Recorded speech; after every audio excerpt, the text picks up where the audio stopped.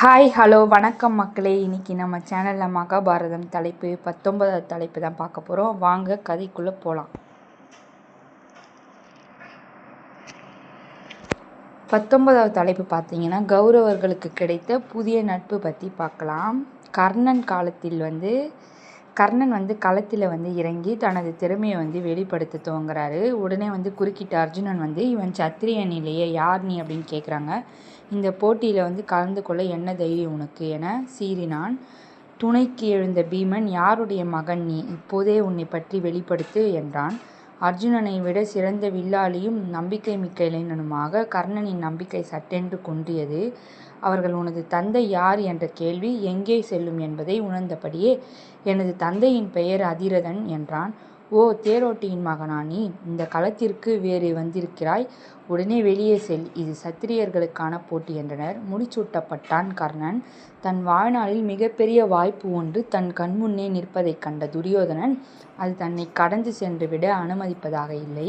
தன் சகோதரர்களில் யாரும் வில்வித்தையில் சிறந்தவர்களாக இல்லை என்ற பெருங்கவலை இதுவரை அவனிடம் இருந்தது. எப்படியும் தன்னால் பீமனை ஒரு நாள் வீழ்த்திவிட முடியும் என்றும், தன் சகோதரர்கள் யாராவது சேர்ந்து நகுலனையும் சகாதேவனையும் இல்லாமல் செய்துவிட முடியும் என்றும், தர்மத்தை பற்றிய பேசியே யுதிஷ்டனையும் வீழ்த்திவிடலாம் என்றும் நினைத்து கொண்டிருந்தான். ஆனால் அர்ஜுனன் பறித்தான்.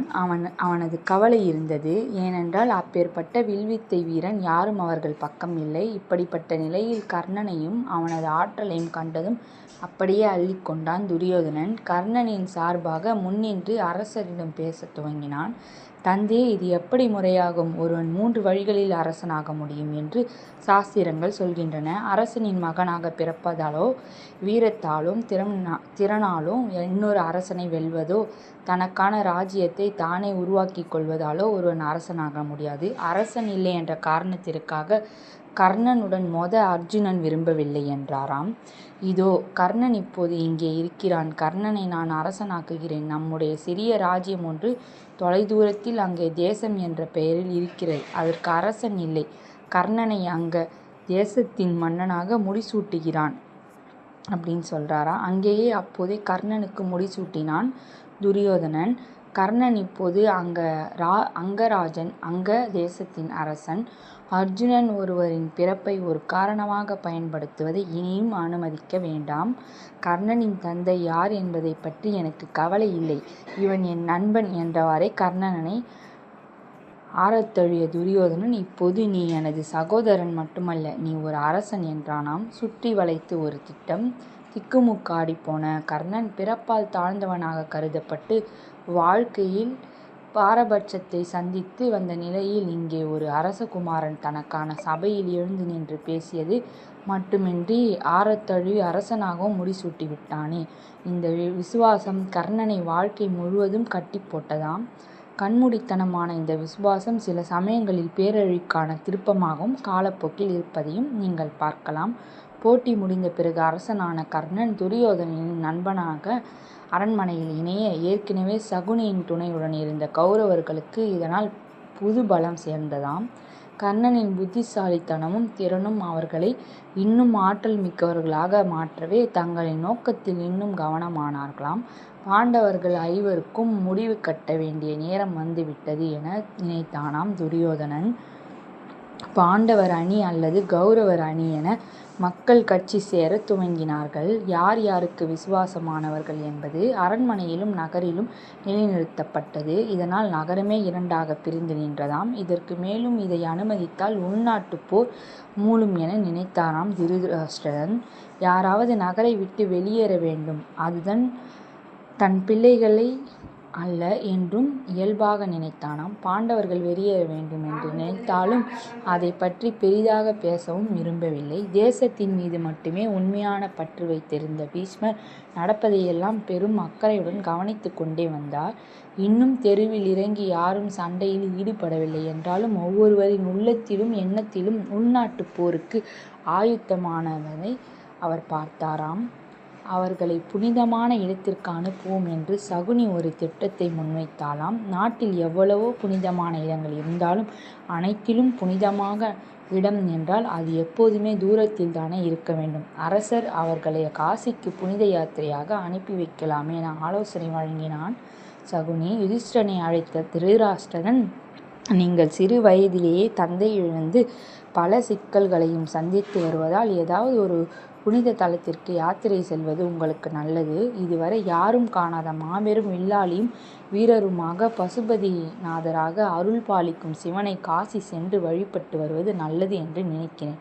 1 வருடத்திற்கு பிறகு திரும்பி வரும்போது நீ அரசனாக தகுதி பெற்று விடுவாய் என்றாராம். ஏற்கனவே இளவரசனாக பட்டம் சூட்டப்பட்டிருந்த யுதிஷ்டிரன் ஏதாவது அடுத்த அரசன் என்று அங்கீகரிக்கப்பட்டிருந்தான். யுதிஷ்டிரன் பீஷ்மரிடம் சென்று, எங்களது பெரிய தகப்பனார் பசுபதிநாதரிடமே சென்று அருள் பெற வேண்டும் என்று விரும்பினாராம்.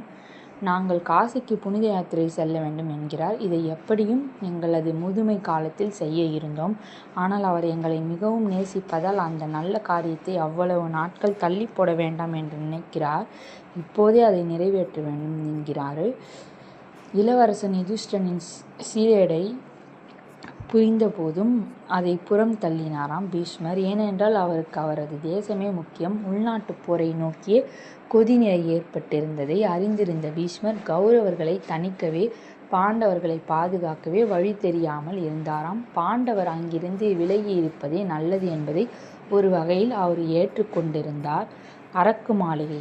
அதே நேரத்தில் துரியோதனன் சகுனியுடன் உதவியுடன் விரிவான திட்டத்தை தீட்டியிருந்தாமா. காசிக்கு அருகில் பிரம்மாண்டமான அரண்மனை ஒன்றை உருவாக்கினார்கள். மண்ணை குழைத்து வெளிப்பூச்சி செய்து அழகாக வண்ணம் தீட்டப்பட்டிருந்தது.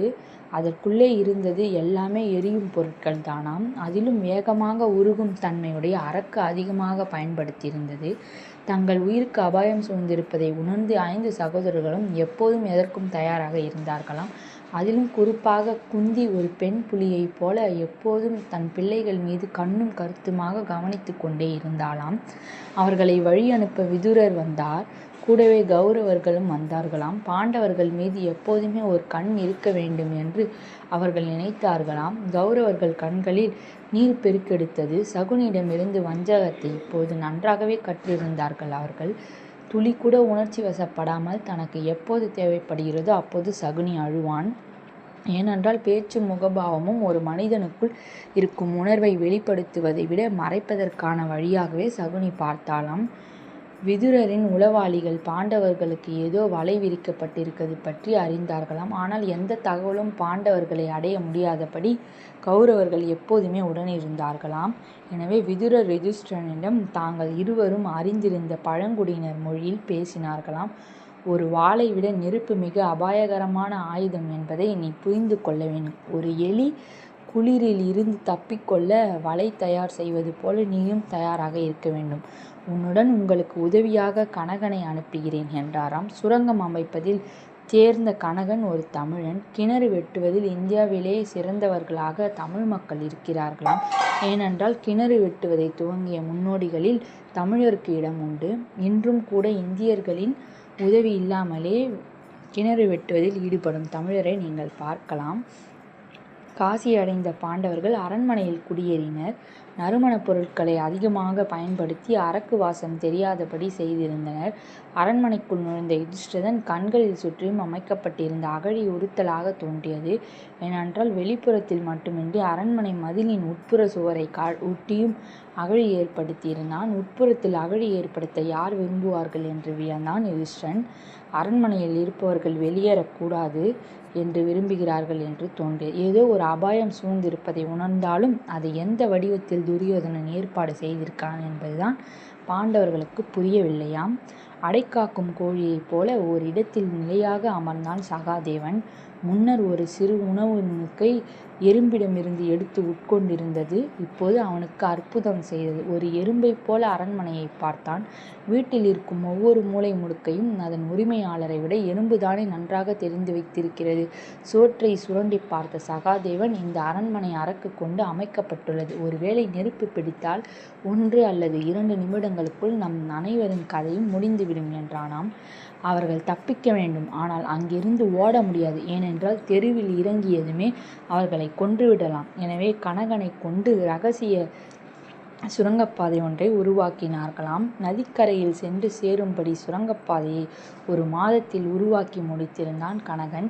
இத்தனை நாட்களில் அரண்மனையில் பாதுகாவலனாக நடித்து கொண்டிருந்த துரியோதனன் உளவாளியின் கவனம் ஒரு மாதிரியாக லேசாகி இருந்தது. ஏனென்றால் பாண்டவர்கள் நன்றாக உணவருந்துவதும் சிரிப்பதும் மட்டுமின்றி அவனிடம் நன்றாக பேசவும் துவங்கியிருந்தாராம். நாடகத்தை கற்றுக்கொண்ட பாண்டவர்கள் எல்லாமே சாதாரணமான இருப்பதைப் போலவும் அரண்மனை வாழ்வில் ஆனந்தமாக இருப்பதாகவும் காட்டிக்கொண்டார்களாம். ஒரு பௌர்ணமி இரவன்று விருந்து ஒன்றிற்கு ஏற்பாடு செய்தார்களாம். இன்னைக்கு 19வது தலைப்பு நிறைவடைந்திருது மக்களே. நாளைக்கு இதை தொடர்ந்து 20வது தலைப்பு பார்க்கலாம். நம்ம சேனல் பிடிச்சிருந்தால் லைக் பண்ணுங்கள், ஷேர் பண்ணுங்கள், சப்ஸ்கிரைப் பண்ணுங்கள், கூடவே ஃபாலோ பண்ணுங்கள், கமெண்ட்ஸ் பண்ணுங்கள். நன்றி, வணக்கம் மக்களே.